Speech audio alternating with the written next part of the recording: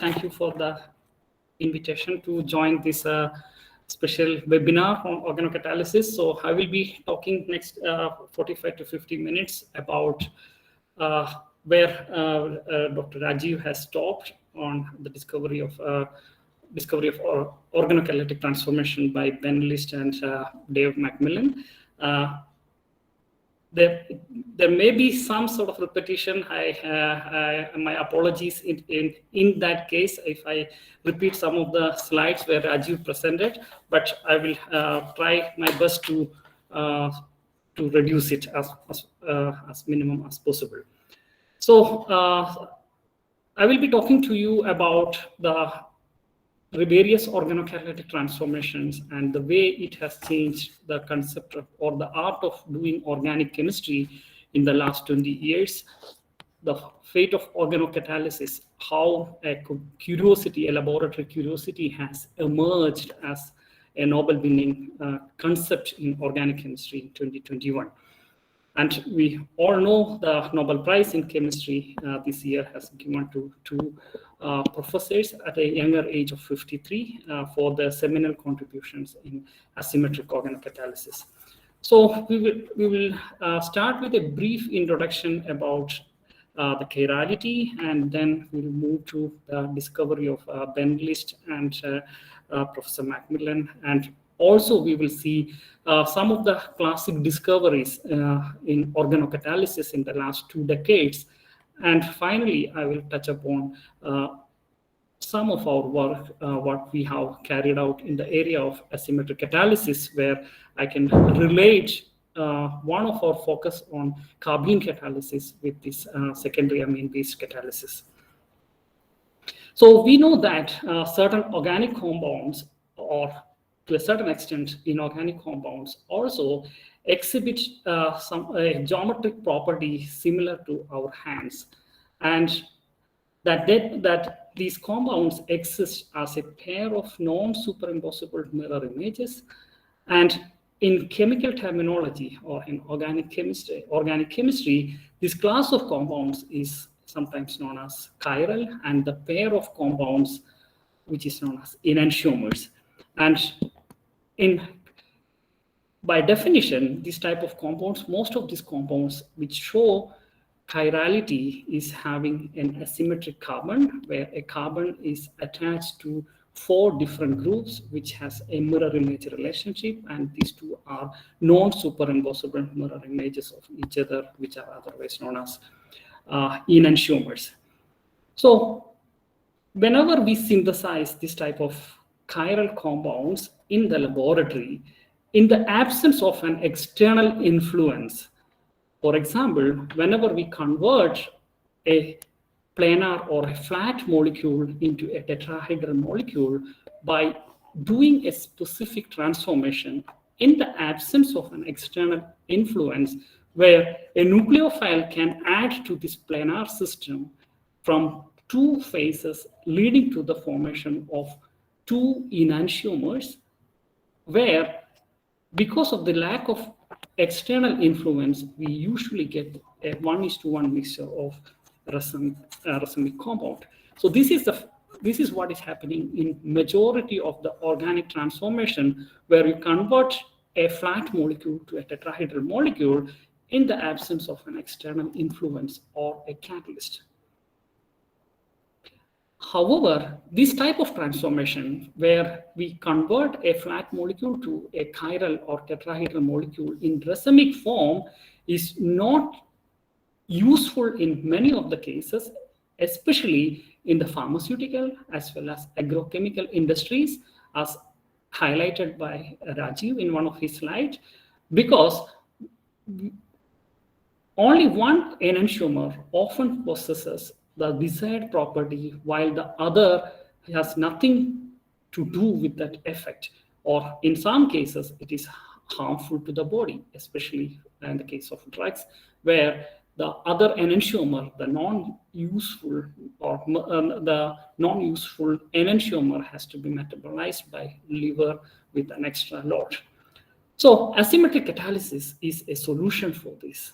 So in the presence of a chiral catalyst, one can do the same transformation where the chiral catalyst has a role to block one of the phase of this flat molecule so that the nucleophile can add to this sp2 carbon from one side of the molecule to predominantly form one of the enantiomer, where this chiral catalyst block the addition of the nucleophile from the opposite phase, reducing the possibility of the formation of the other enantiomer.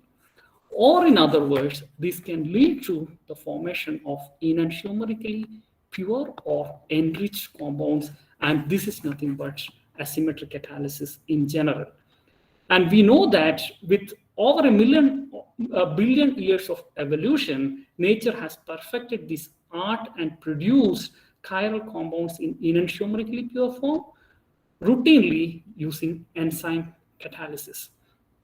And this mastery of nature has therefore remained the primary source of inspiration to the generation of chemists for doing asymmetric transformation.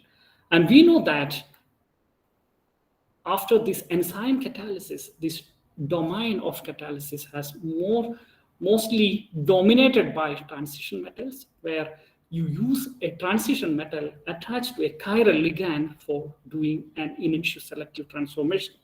And 20 years ago, precisely in 2001, this field of asymmetric catalysis using transition metal was recognized by Nobel Prize to Professor Knowles, Noyori, and Professor Sharpless for their seminal contribution in catalytic hydrogenation reactions, to Professor Knowles and Noyori, and to Professor Sharpless for the oxidation reaction, especially using titanium-based catalyst. And so that is the second domain of catalysis, where we can do enantioselective synthesis using transition metals attached to ligands. And now I'll take you to the third and the discussion point of today, the organocatalysis, the third and the area which is getting more and more importance nowadays, organocatalysis. So among the various modes of doing asymmetric catalysis from enzyme catalysis, transition metal catalysis, the area of organocatalysis, as Rajiv correctly pointed out, the reaction using small organic molecules based catalysis. And this area of catalysis is relatively inexpensive compared to the metal-based catalyst, because many of these catalysts are non-natural products, or the source is from chiral pool. One can easily synthesize this catalyst in chiral enantiomerically pure form. And these catalysts are environmentally benign and non-toxic. So most of the pharmaceutical companies and agrochemical industries, they like organocatalysts because it is non-toxic, and most of the reactions work under relatively mild condition. And as I told, most of these transformations are biomimetic, and one can induce cascade transformations using various organocatalysts. And this is just a Web of Science search I did yesterday, and you can see how the area has peaked from 2000 to an exponential growth in the last 15 years, having more than 8,600 publications in this area, and close to 400,000 citations in the last 20 years on organocatalysis, a keyword which is getting more and more importance, and finally recognized with Nobel Prize in this year. So just to continue with where Raju was discussing about the preliminary asymmetric organocatalytic reactions, thanks to the Hajost, Parrish, and the contributions from Eder, Sawyer, and Wishart on the annulation reactions, the intramolecular aldol reactions using L-proline as the catalyst for doing enantioselective reactions. So in the case of Eder, Sawyer, and Wishart, it is a stoichiometric proline used, but in the case of Hajost and Parrish, it is just 3 mole percentage of proline is required for getting this product in high enantioselectivity. And almost this was in the 70s, and then we have a wonderful contribution from Professor Swaminathan from Madras University. But the true breakthrough in the area of organocatalysis using proline was in 2000 by Barbas, Lerner, and List. So the Professor List was a tenure track researcher at Scripps in 2000, and they demonstrated the proline catalyzed, so L-proline catalyzed intermolecular aldol reaction between acetone and 4-nitrobenzaldehyde, affording the aldol product in 68% yield and 76% yield. So this is the seminal JACS paper of List. I will also show the paper of Macmillan, which also came a few months later. So this is the seminal contribution by List on intermolecular aldol reaction, contributed from the Scripps laboratories. And as you all know, Professor List was a tenure track professor at Scripps. Earlier, he was a postdoc working with Professor Barbas, and Professor Barbas is a pioneer in catalysis using antibodies, and that is the driving force from the catalytic antibody catalysis. They took this message to proline-based catalysis. So, so unfortunately, Barbas passed away in 2014. Otherwise, he could have also considered for the Nobel Prize this year. So what happens in proline catalyzed asymmetric aldol reaction? As I told, L-proline, the naturally occurring proline, is the catalyst for this transformation. And this proline reacts with acetone to form an enamine intermediate. So the enamine intermediate, and this enamine intermediate is very nucleophilic in nature, and this can add to the aldehyde moiety via a 6-membered chair-like transition state following either the Zimmermann-Traxler transition state or the more recent Haug-List transition state model to explain the stereochemical outcome of this aldol reaction, where the aldol products can be obtained in high yield and enantioselectivity selectivity.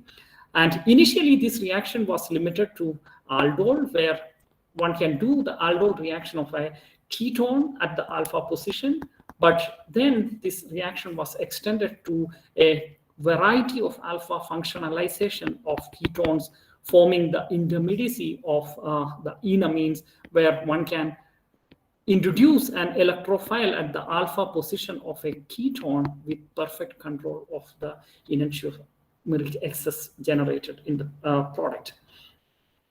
Not only the aldehyde, simple 4-nitrobenzaldehyde, this aldol reaction can be extended with different types of aldehyde, an unsubstituted aldehyde, 2 substituted aldehyde, aliphatic aldehyde, and a series of other aliphatic aldehydes. And all the cases, the products were formed in reasonable enantioselectivity. These are all documented in the first JACS paper of Ben List. And why enamine, and what are the advantages of enamines over enolate? So we know that if we have a ketone, under basic condition, the ketone can be enolized to form an enolate, and that enolate can be easily functionalized at the alpha position in the presence of an electrophile like an alkyl halide. However, if we use a secondary amine, this reaction process will be much easier, and also one can have perfect control over the generated chiral center in the molecule, because if you look at simply an enolate, the enolate part, it is the nucleophilic site. Although it is carbon, the negative charge sits on this oxygen, where there is no possibility of introducing chirality. However, in the case of an enamine, where we have a trivalent nitrogen, where you have possibilities of introducing chirality, for example, we can introduce a proline here and use the nucleophilicity of the generated enamine for doing enantioselective transformation.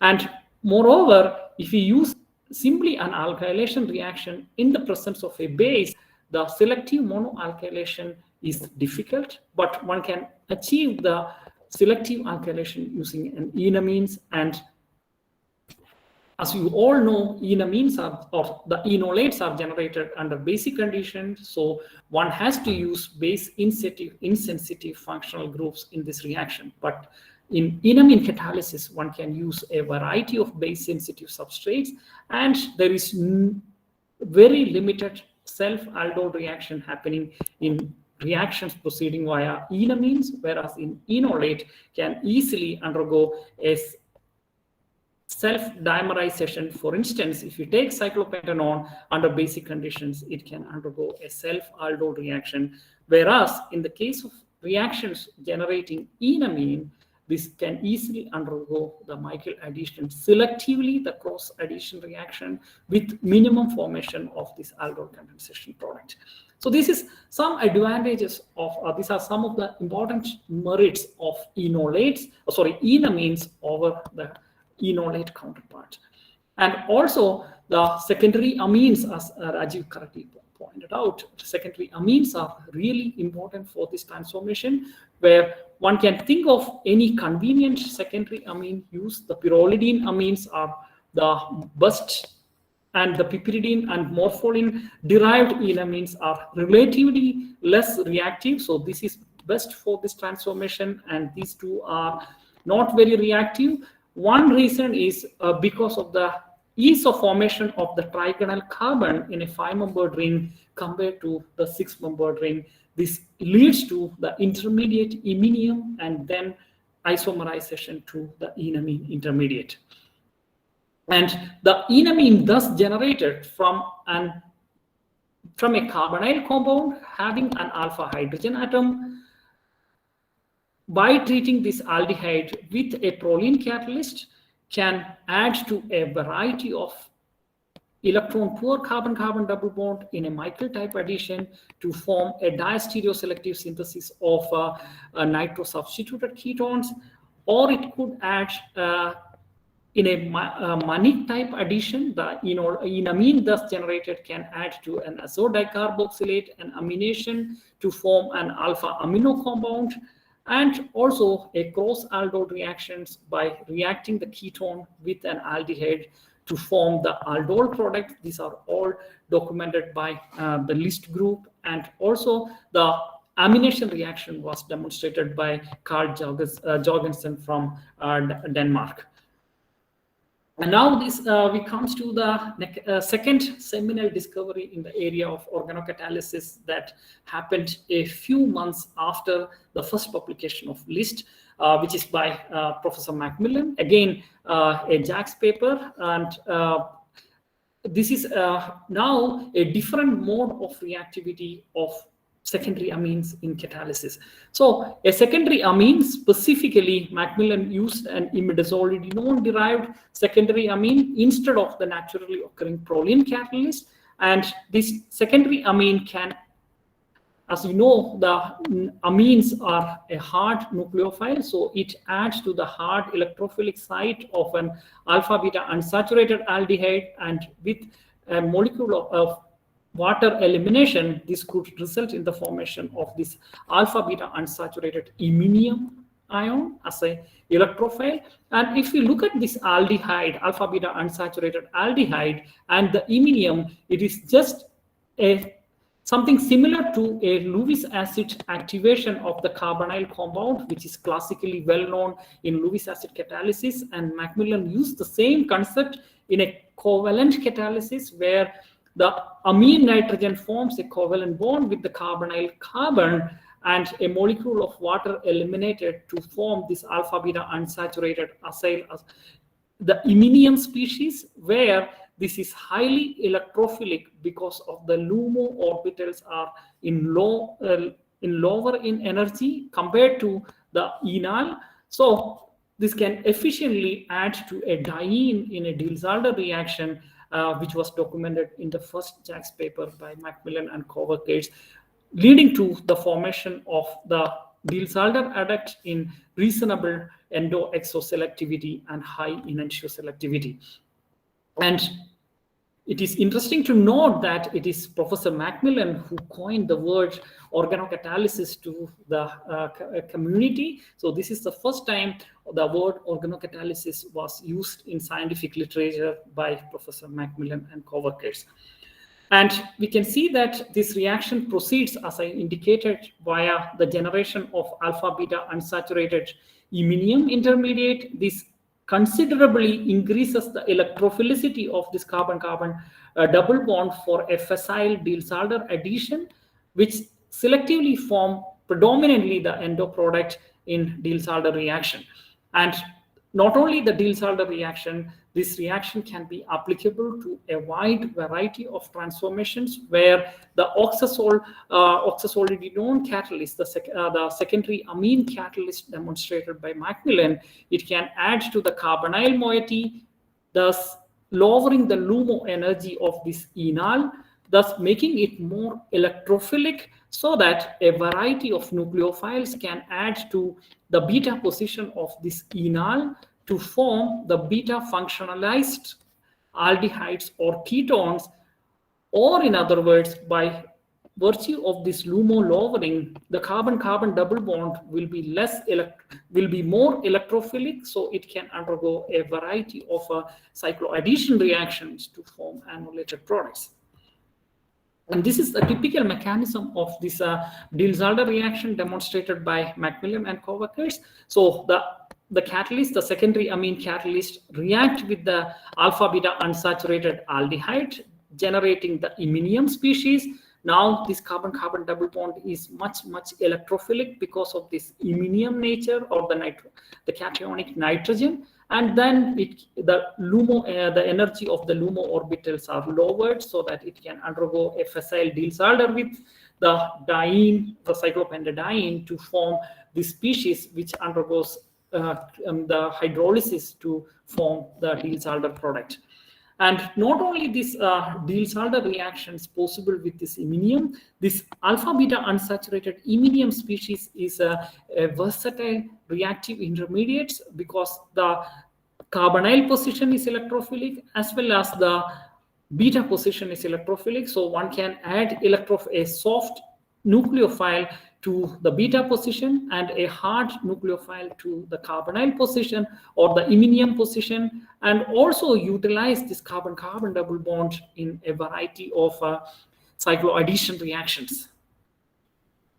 So as I told you, the list contribution, the first paper on the proline catalyzed aldol reaction by Ben List, and now we discuss the Diels-Alder reaction demonstrated by Macmillan using his imidazolidinone catalyst.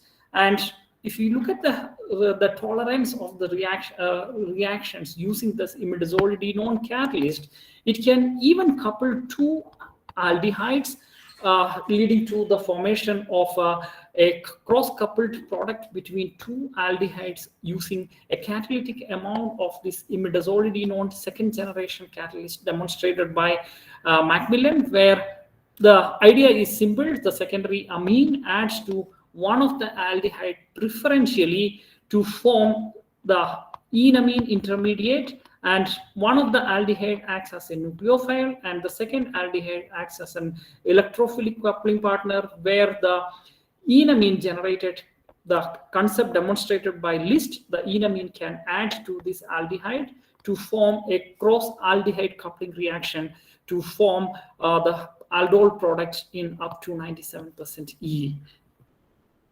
So just to tell you about the catalyst used in the seminal contribution by List and Macmillan. So the List catalyst, the commercially available proline catalyst, the proline catalyst or commercial or naturally occurring L-proline was used in majority of the transformations, whereas in the catalyst used by Macmillan, the imidazolidinone catalyst, one has to prepare in the laboratory, again starting from the chiral pool, the phenylalanine, in two steps, starting from a amidation reaction using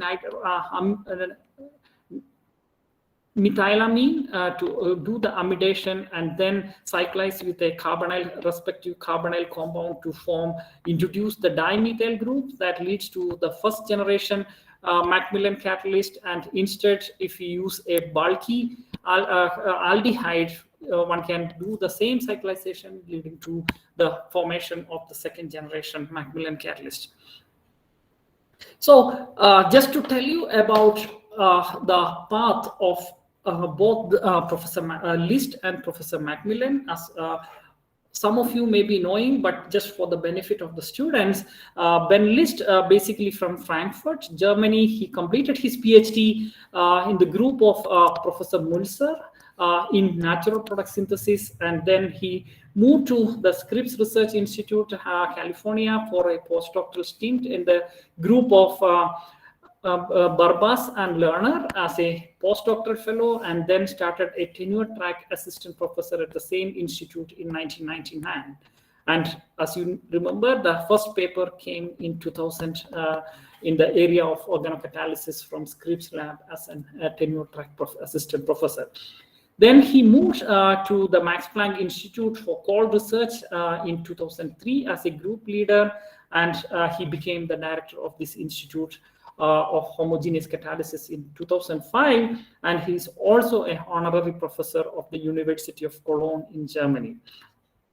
On the other hand, Macmillan, again born in 1968, he completed his PhD at the University of California in Irvine with Professor Larry Overman, and again the natural product synthesis, just like Ben List. Following it, postdoctoral studies with Professor David Evans at Harvard, he started his independent career at the University of California, Berkeley in 1998 and moved to Caltech in 2000, and again moved to Princeton in 2006 at his present position as a professor at the Department of Chemistry at Princeton University.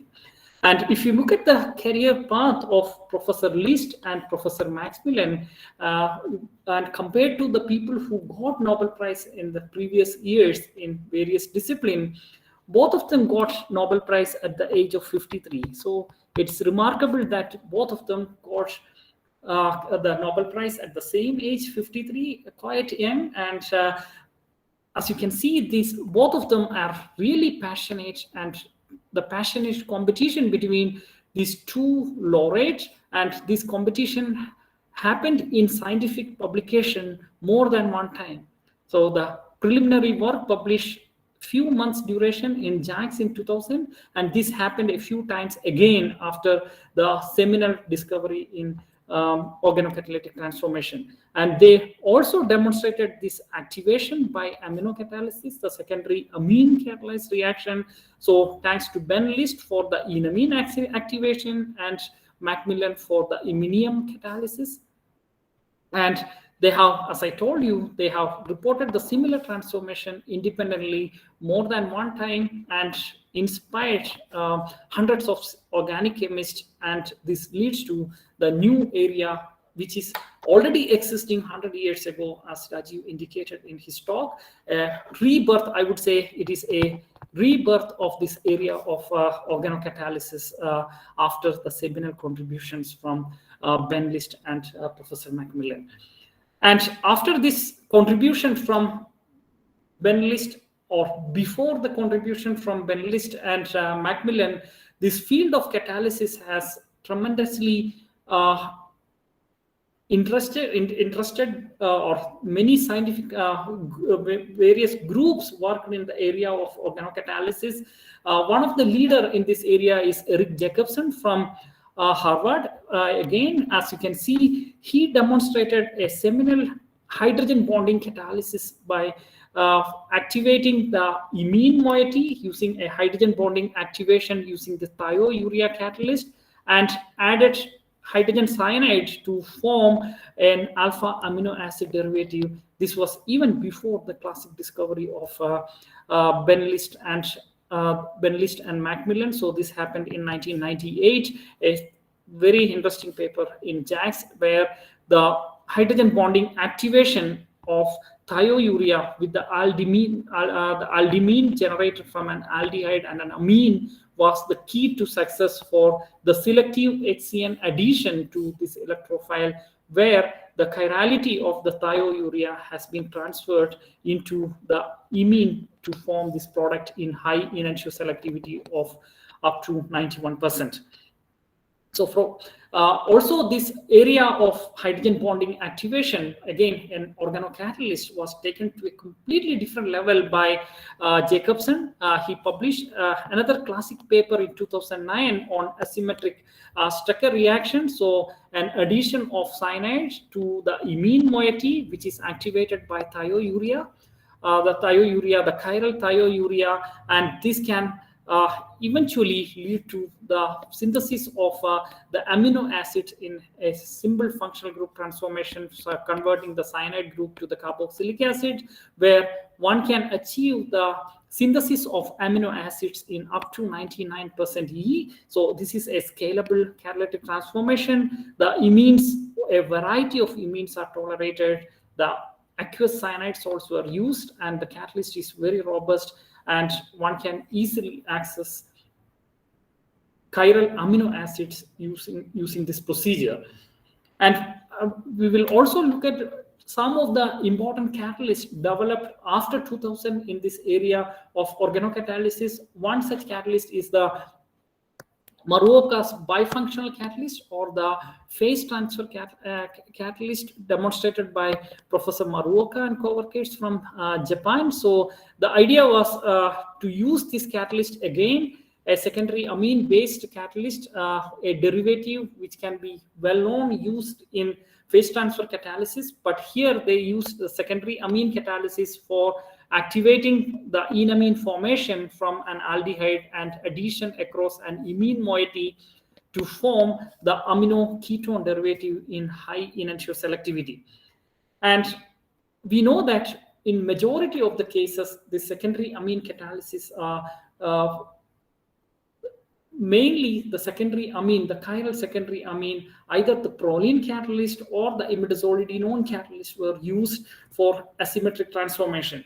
So in 2005, two groups independently demonstrated, the Professor Jorgensen and Professor Hayashi. They demonstrated a derivative of proline, a proline silyl enol ether, which is remarkable in doing the enamine catalysis by generating this transient enamine in solution via the secondary amine addition to the aldehyde and a proton transfer to form the water molecule and proton transfer to form the enamine intermediate. And this enamine was found to be remarkable in enantioselective transformation, especially the Jorgensen-Hayashi catalyst type of 1A and 1B with highly electron withdrawing group, which were remarkable in doing transformations. So, for example, if we consider this enamine formed from the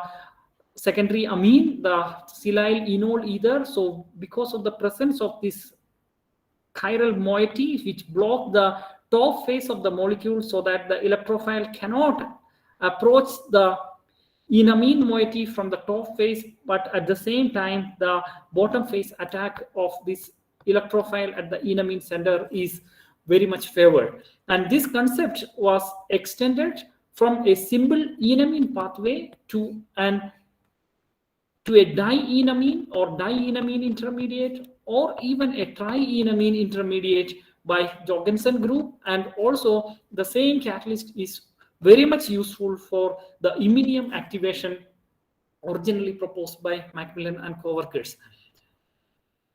So this secondary amine catalyst, the silyl enol ether, as I indicated, which is highly reactive and highly selective for variety of enamine catalysis and iminium activation. This is useful for the formation of carbon-carbon bond, carbon-sulfur bond, carbon-fluorine bond. So a variety of organic transformation.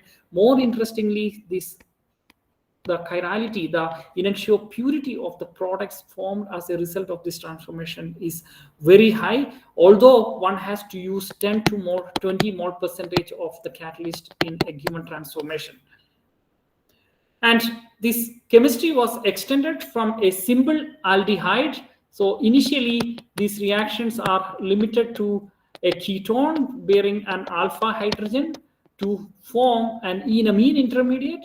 But if we start this reaction from an aldehyde or a ketone having an gamma hydrogen, this could result in the formation of a dienamine intermediate, and this dienamine intermediate can be easily trapped at the gamma position via and using azodicarbonyl as an electrophile for a selective gamma functionalization demonstrated by Jorgensen in up to 89% E.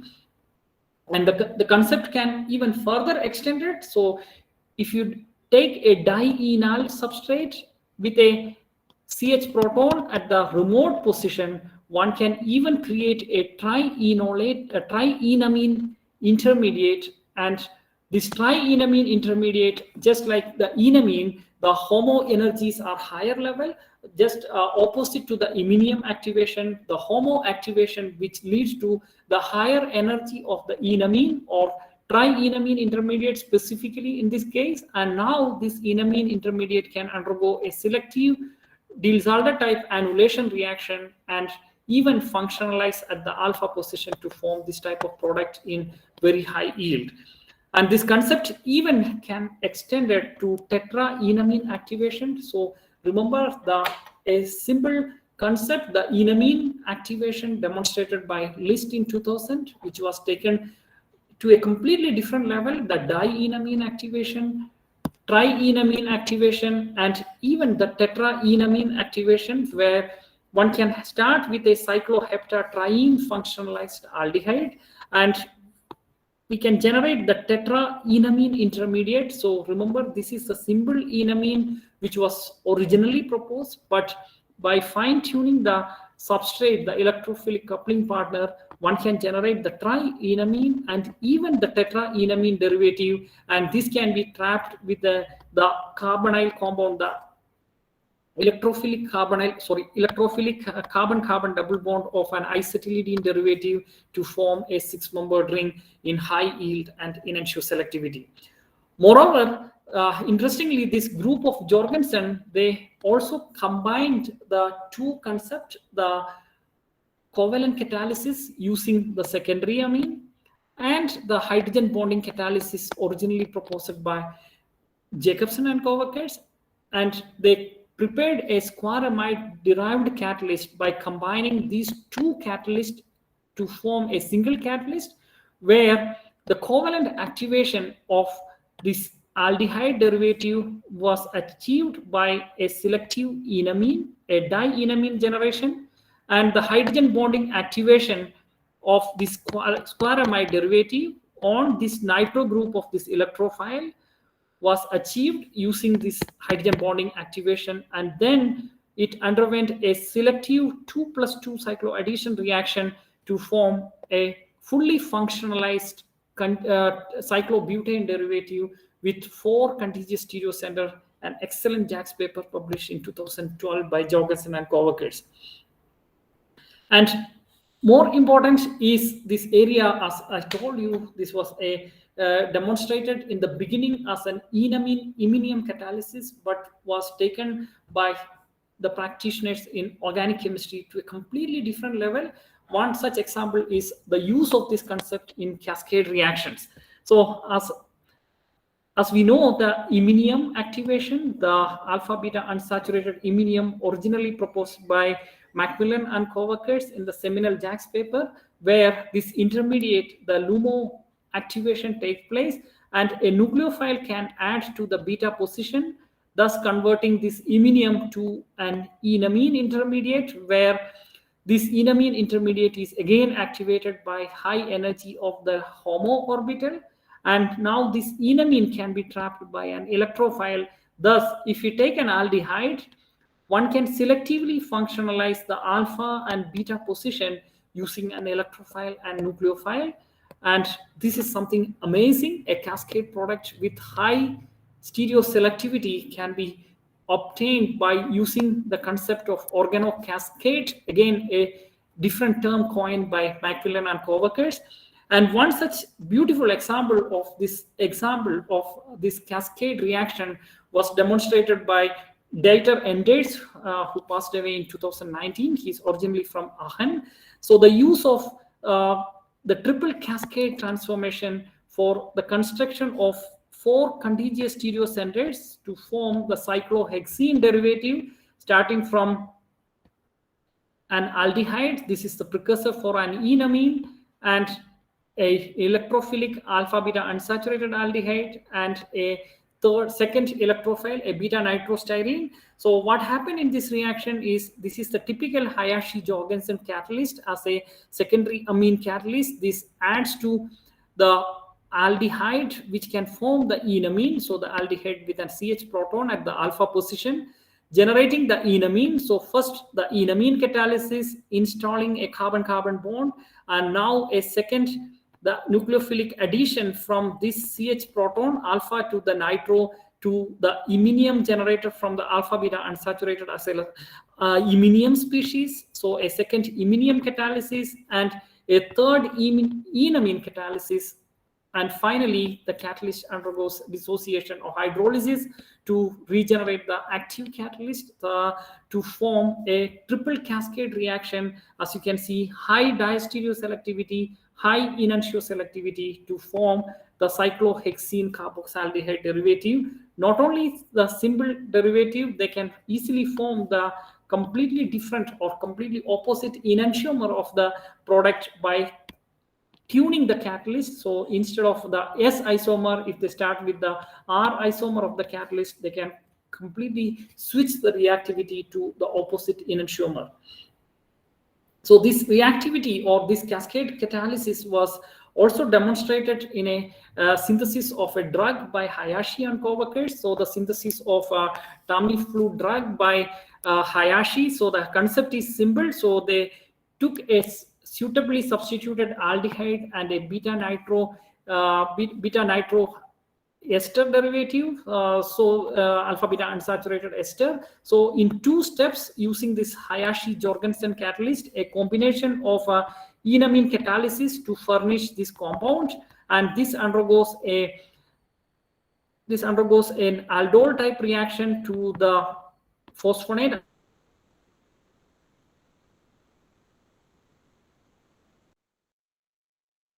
action to install the cyclohexene derivative, and in a few steps this can lead to the formation of the Tamiflu drug by simple functional group transformation, starting from proline derivative, the silyl enol ether, highlighting the power of organocatalyst in the synthesis of drug moieties. And this chemistry was also taken to a different level by using various other organocatalysts. So one such example is a chiral Bronsted acid catalysis pioneered by Akayama and Terada. So in 2004, they demonstrated they simply activated the imine moiety, alpha beta unsaturated imine, by the Bronsted acid activation from the chiral Bronsted acid, and then added this intermediate to the furan or the alpha beta unsaturated imine species to form this product in high enantioselectivity. So using chiral Bronsted acid, and also one can consider the bifunctional hydrogen bond donor catalyst such as quinine and its derivative for reactions such as the simple Baylis-Hillman reaction, which again Rajiv pointed out, the asymmetric Baylis-Hillman reaction using the cinchona alkaloids, and one can also do the Assa Baylis-Hillman type reaction using the same type of or derivatives of this catalyst, where the products were formed in high enantioselectivity. And I'm not going into the details of NSE organocatalysis. It was already demonstrated by Rajiv in his presentation. So this is just to tell you the power of carbene in doing the polarity reversal of aldehyde, making it an acyl anion equivalent, and then application in benzoin and Stetter type reactions. And one of the important intermediate for this Nobel Prize in 2021 was the Macmillan's alpha beta unsaturated iminium intermediate. So we realize that this intermediate has some close similarity with one of the intermediate in carbene catalysis, which is the alpha beta unsaturated acyl azolium intermediate. And this alpha beta unsaturated iminium is the intermediate proposed by Macmillan, where a secondary amine adds to the imidazolidinone catalyst. So the 1,2 addition leading to the iminium. So we realized that the iminium and azolium activations, the alpha beta unsaturated iminium and azolium, these reactions are somehow, there are a lot of similarities in the reactivity of these iminiums and azoliums in organocatalysis. So using the symbol alpha beta unsaturated acyl azolium intermediate, we have demonstrated the enantioselective synthesis of a wide variety of heterocyclic compounds and carbocycles and even the spirocyclic compounds in high enantioselectivity. And we found that we could also use this pyrozolinone as a precursor for a dienolate intermediate, because this undergoes a proton abstraction leading to the generation of a dienolate under the influence of a base. So this was coupled with alpha beta unsaturated acyl azolium using a carbene generated from a chiral aminoindanol derivative to generate the iminium alpha beta unsaturated acyl azolium intermediate, and this resulted in the synthesis of the spirocyclohexadienone derivative in 84% yield and 98% EE value. This reaction was demonstrated by Shanthivardan, and he found that this reaction works quite well with a broad range of functional groups, and the expected products are formed in high enantioselectivity. So the reaction proceeds via the generation of the free carbene, which adds to the aldehyde moiety to form the Breslau intermediate, and then it gets oxidized in the presence of a Kharasch oxidant to form the alpha beta unsaturated acyl azolium intermediate. And if you see, the alpha beta unsaturated iminium will be something similar. And we found that the reactivity is matching with alpha beta unsaturated iminium and the azolium. So once this azolium is generated, the dienolate can add in a vinylogous Michael fashion to form a new carbon-carbon bond, and further base induced proton transfer and intramolecular cyclization would result in the formation of the desired product. So using carbene as a catalyst and alpha beta unsaturated aldehyde, we could generate the alpha beta unsaturated acyl azolium intermediate, and we now switch to a secondary amine catalyst, so the Jorgensen-Hayashi catalyst, and we found that using the same nucleophilic coupling partner and the aldehyde enal specifically for the generation of alpha beta unsaturated iminium in this case instead of acyl azolium, we could generate the spirocyclohexenol derivative in excellent yield, reasonable diastereoselectivity, and high enantioselectivity values. So this reaction proceeds via the addition of a secondary amine to the aldehyde, just like what Macmillan proposed to generate the alpha beta unsaturated iminium. And now the dienolate can add to the 1,4 or the beta position in a 1,4 addition to generate this intermediate, which undergoes a proton transfer and a further aldol reaction to form the spirocyclic compound. Yeah, so thank you very much. And I hope in the last 45 to 50 minutes, I was able to give you some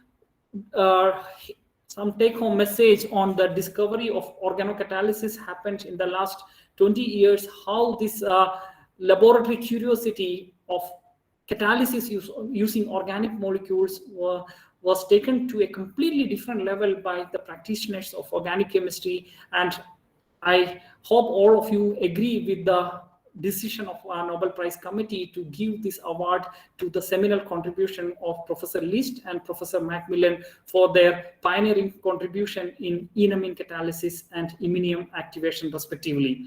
Thank you very much for your kind attention, and thank you very much, Annie, for the kind invitation to be a part of this webinar.